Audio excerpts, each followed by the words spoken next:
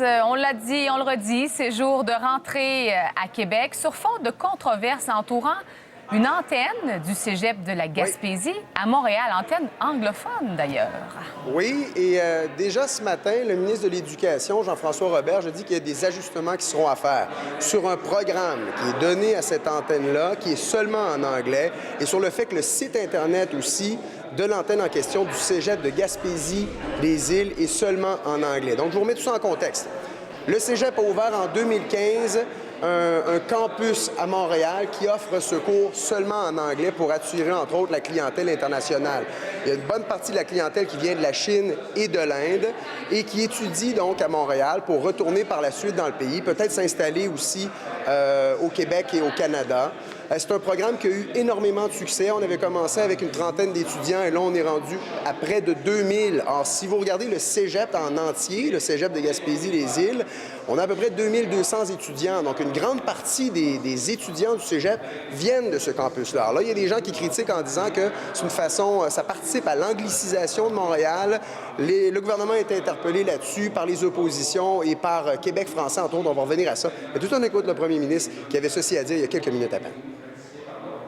Je suis pas à l'aise avec ça. Là. Puis Jean-François va réviser le dossier. Là. Je pense pas que c'est la mission d'un cégep de la Gaspésie de venir créer des postes pour des étudiants en anglais à Montréal.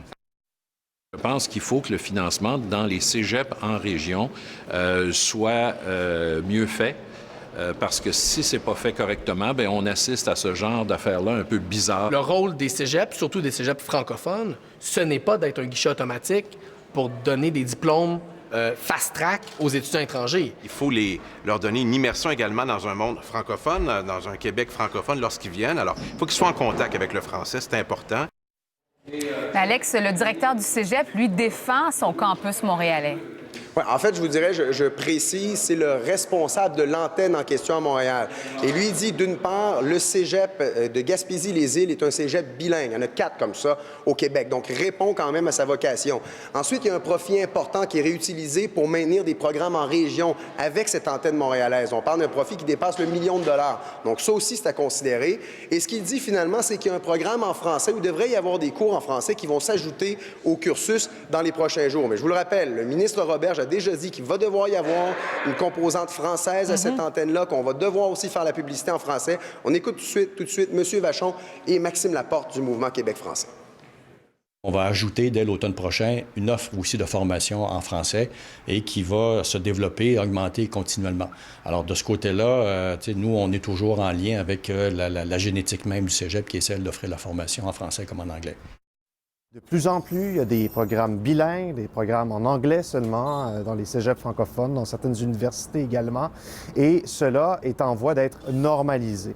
Alors, on interpelle évidemment le ministre Roberge, le gouvernement du Québec, pour mettre un terme à ça.